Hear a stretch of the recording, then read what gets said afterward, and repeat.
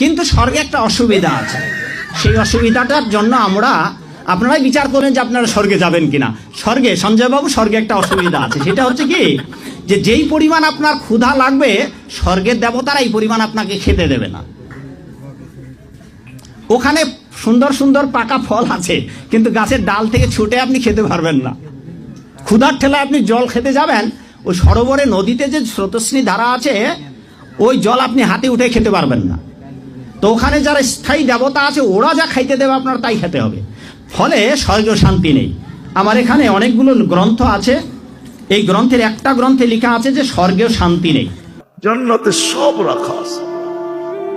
যুবক, তুমি আমাকে প্রশ্ন করতে পারো যে জান্নাতে এটা চাই, যেটা চাবে ওটা হবে। কোরআন বলতেছে মা তাশতাহি, যা চাবে, যা মনে আসবে, যা ইচ্ছা হবে।